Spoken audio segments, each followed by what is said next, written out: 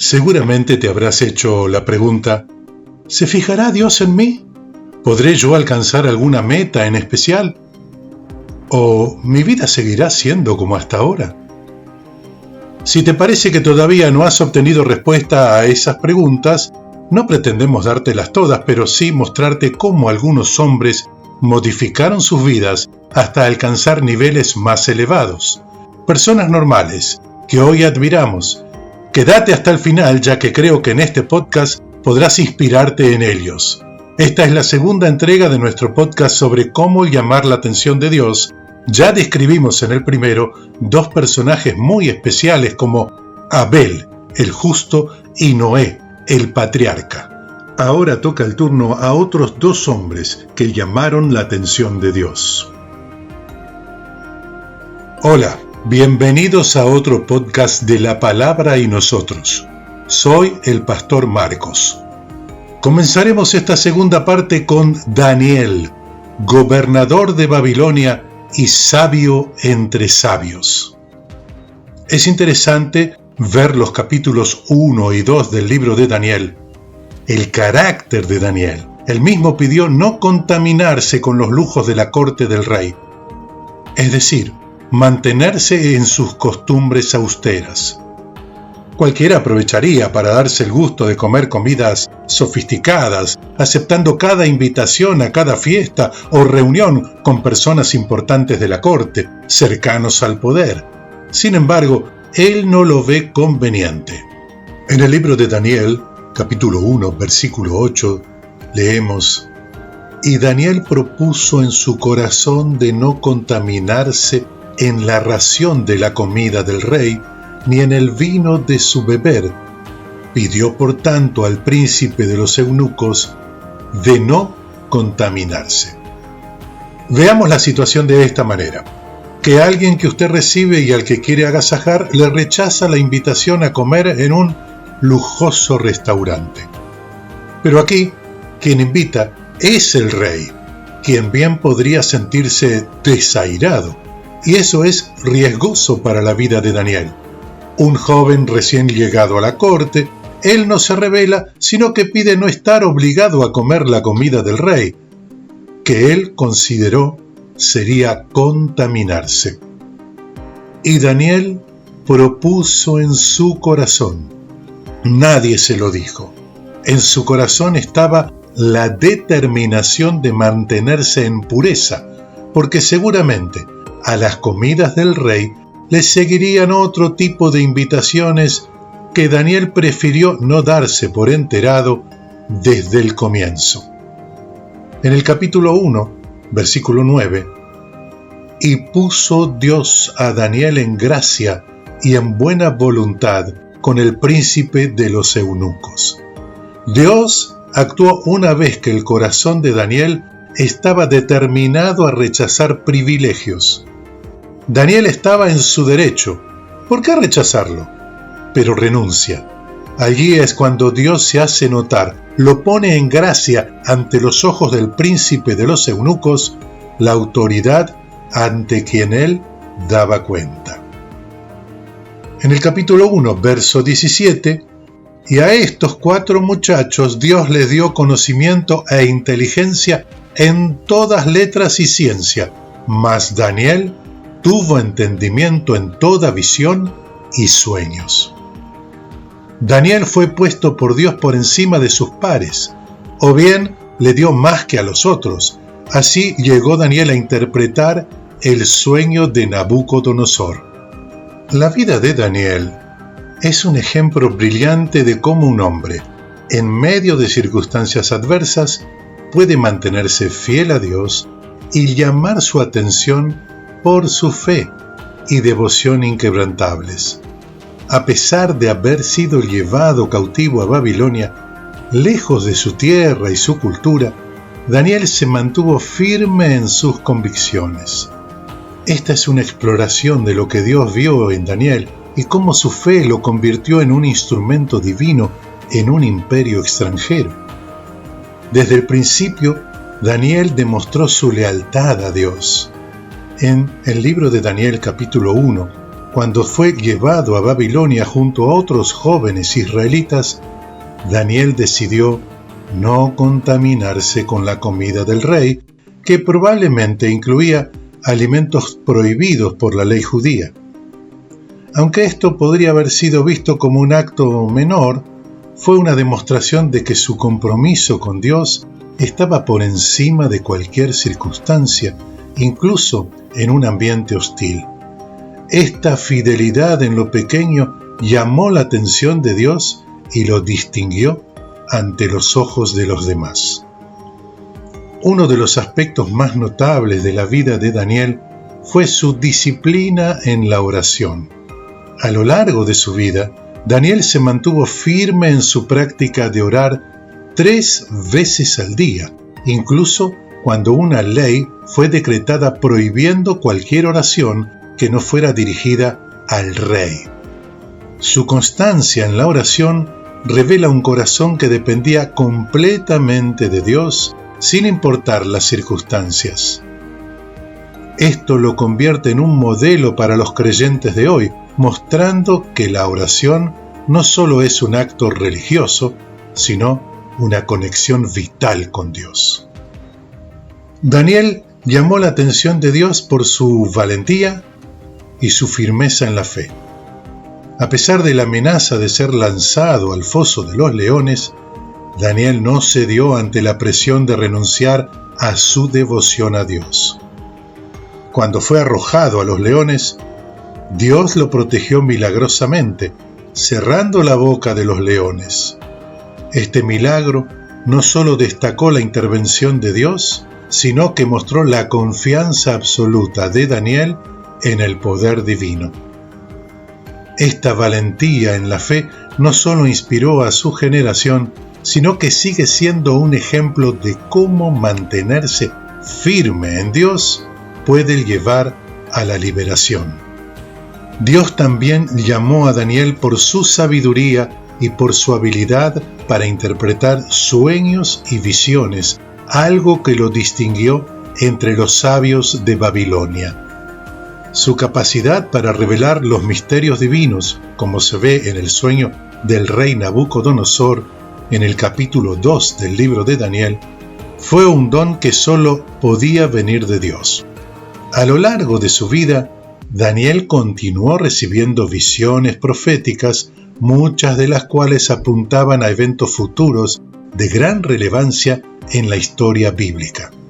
Este don muestra cómo Dios le confió revelaciones profundas, lo que demuestra el alto nivel de confianza que Dios tenía en él. La vida de Daniel es también un ejemplo de integridad total. A lo largo de su tiempo, sirviendo en el gobierno de Babilonia, no se encuentra ningún error o falta moral en él. Los oficiales babilónicos que intentaban desacreditarlo no pudieron hallar ninguna acusación válida contra Daniel, excepto su fe. Esto destaca el nivel de rectitud y dedicación que Daniel tenía, no solo hacia Dios, sino también en su vida pública y profesional. Pero para nosotros hoy, cristianos del tercer milenio, la vida de Daniel debe ser un espejo donde mirarnos.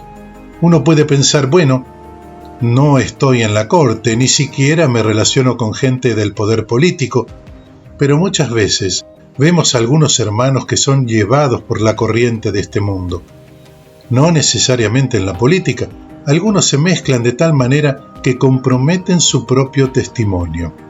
También están los que por ser ministros del Evangelio se dejan cautivar cuando llegan a las oficinas gubernamentales por alguna invitación y hacen lo contrario a lo que hizo Daniel. Se hacen los amigos creyendo que el ministerio o la iglesia dependen de algún favor del alcalde o del gobernador de turno. Individualmente podemos decir también que hay áreas en nuestra vida que pueden estar contaminadas y que muestran alguna debilidad en nosotros que pudieran llevarnos a alguna caída. Puede que nos cueste esfuerzo ser firme como Daniel, pero su vida nos inspira a ir por ese camino, sabiendo que como lo hizo con Daniel, Dios también verá nuestro andar y actuará a nuestro favor. Ahora puedes leer las cartas de Pablo en una versión personalizada y en lenguaje actual. Y muy pronto, las cartas de los apóstoles Juan, Santiago, Pedro, Judas. Esta versión es realizada por Elizabeth Fernández Volpe y ya están disponibles en Amazon.com. El link lo encontrarás en la descripción.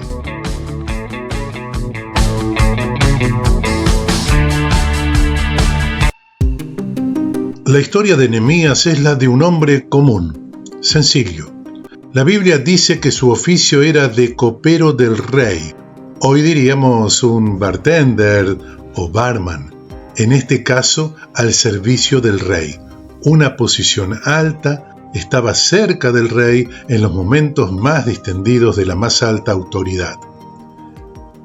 Los que conocen esos lugares saben que hay que ser circunspecto, discreto, permanecer atento a las miradas y los gestos.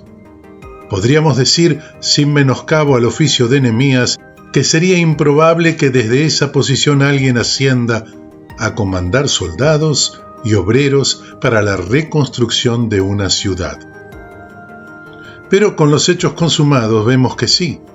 Pero lo interesante en este caso es que podamos ver algunos pormenores del asunto que nos sirvan para entender ese ascenso de Nehemías que hizo que él tenga un lugar heroico en la historia bíblica y una posición de profeta, aunque profeta menor, pero profeta al fin, y nada menos que un libro dedicado a su historia. En el libro de Nehemías, capítulo 2, versículo 1 en adelante, leemos: Sucedió en el mes de Nisán, en el año 20 del rey Artajerjes, que estando ya el vino delante de él, tomé el vino y lo serví al rey. Y como no había estado antes triste en su presencia, me dijo el rey: ¿Por qué está triste tu rostro? Pues no estás enfermo. No es esto sino quebranto de corazón. Entonces temí en gran manera, y dije al rey: Para siempre viva el rey. ¿Cómo no estará triste mi rostro cuando la ciudad, casa de los sepulcros de mis padres, está desierta y sus puertas consumidas por el fuego? Me dijo el rey: ¿Qué cosa pides? Entonces oré al Dios de los cielos y dije al rey: Si le place al rey y tu siervo ha hallado gracia delante de ti, envíame a Judá, a la ciudad de los sepulcros de mis padres, y la reedificaré. Entonces el rey me dijo, y la reina estaba sentada junto a él: ¿Cuánto durará tu viaje? ¿Y cuándo volverás? Y agradó al rey enviarme, después que yo le señalé tiempo. Además dije al rey: Si le place al rey que se me den cartas para los gobernadores al otro lado del río, para que me franqueen el paso hasta que llegue a Judá. Y carta para Asaf, guarda del bosque del rey, para que me dé madera para enmaderar las puertas del palacio de la casa, y para el muro de la ciudad, y la casa en la que yo estaré. Y me lo concedió el rey, según la benéfica mano de mi Dios sobre mí. Nehemías es un ejemplo poderoso de cómo un corazón preocupado puede desencadenar un impacto transformador. Como copero del rey, su posición podría parecer simple, pero su fe y dedicación a Dios lo elevaron a un rol de gran responsabilidad. Cuando escuchó sobre la devastación de Judá, su tristeza se convirtió en acción. Su expresión de angustia no solo llamó la atención del rey, sino que también mostró su humanidad y su profundo amor por su pueblo. Nehemías no se dejó limitar por su posición. Al contrario, su fe inquebrantable lo llevó a buscar la intervención divina y a recibir sabiduría para enfrentar desafíos monumentales. Su capacidad para unir a la comunidad en un esfuerzo común es una lección para los creyentes de hoy. Nos recuerda que cada uno de nosotros, sin importar cuán simple parezca nuestra situación, puede ser un instrumento en las manos de Dios. Además, su liderazgo se basa en la oración constante y la búsqueda de la dirección de Dios, lo que subraya la importancia de mantener una relación cercana con Él. Nehemías es un faro de esperanza y valentía, demostrando que cuando nos atrevemos a mostrar nuestras preocupaciones y actuar, Dios puede usar nuestras acciones para restaurar y edificar tanto a nosotros como a nuestra comunidad. Nehemías es sinónimo de restauración, un ejemplo de liderazgo que puede ser estudiado para líderes en todas las áreas actuales. Nehemías es un excelente ejemplo de liderazgo enfocado y efectivo que trasciende el ámbito religioso para inspirar líderes de cualquier área actual. Su historia narrada en el libro de Nehemías destaca su capacidad para organizar, delegar y cumplir una misión clara con determinación. Primero, Nehemías se distingue por ser un líder con una visión clara. Al enterarse de la devastación de Jerusalén, no solo se lamenta, sino que toma acción. Su propósito no se pierde entre distracciones o dudas. Desde el inicio tenía un enfoque singular: restaurar los muros de Jerusalén y proteger a su pueblo. Este rasgo es fundamental para cualquier líder moderno que desee lograr grandes objetivos en medio de adversidades. Además, Nehemías destaca por su capacidad de organización. Al recibir el permiso del rey Artajerjes para llevar a cabo su plan, Nehemías no improvisa, sino que estructura cuidadosamente la tarea, evalúa los daños, crea un plan detallado y asigna responsabilidades específicas a diferentes grupos de personas. Cada tribu, familia y gremio tenía una sección particular de los muros para restaurar. Por otro lado, Nehemías sabía delegar. No intentó hacer todo solo, sino que confió en su equipo y les dio las herramientas para cumplir con sus responsabilidades. Esta confianza en los demás y su habilidad para empoderar a las personas a su alrededor es un principio clave para un liderazgo exitoso. Un líder fuerte sabe cómo delegar, motivar a su equipo y confiar en sus habilidades, lo que a su vez permite a la comunidad alcanzar metas colectivas. En resumen, Nehemías es un ejemplo de un líder enfocado, con gran capacidad de organización y que entiende la importancia de delegar. Su historia inspira a los líderes de hoy a seguir estos principios para lograr sus propios proyectos y propósitos. Pero hay algo más que debemos destacar de Nehemías. ¿Dónde comienza esta historia?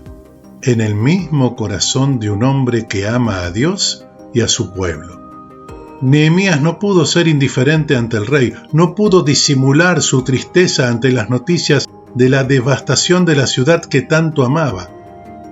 Este celo por la obra de Dios es el que hizo que el rey se percatara de ese rostro demudado en tristeza. Ante la pregunta del rey, ¿qué cosa pides?, él primero ora a Dios. Entonces oré al Dios de los cielos. Este celo por la obra de Dios es el que hizo que hallara gracia ante el rey. Este celo por la obra de Dios es el que hizo que Dios mismo lo ungiera de conocimiento y sabiduría para tratar personas de posición más elevada que él, como militares, sacerdotes y demás oficiales. Palabras de Nehemías, un hombre de Dios. Entonces les declaré cómo la mano de mi Dios había sido buena sobre mí. Nehemías, capítulo 2, versículo 18. El Dios de los cielos, Él nos prosperará, y nosotros sus siervos nos levantaremos y edificaremos. Nehemías 2, verso 20. Esta historia continuará. cuando otros hombres y mujeres con el celo por la obra de Dios como Nehemías tomen su lugar. Gracias por escuchar y hasta la próxima. Si te ha gustado este podcast y crees que esta reflexión es buena para otros, dale like, eso ayuda a que YouTube lo recomiende. Y también puedes suscribirte y hacer clic en la campanita para recibir las notificaciones cuando subimos nuevo podcast. Déjanos tu email en los comentarios para enviarte un ebook gratis.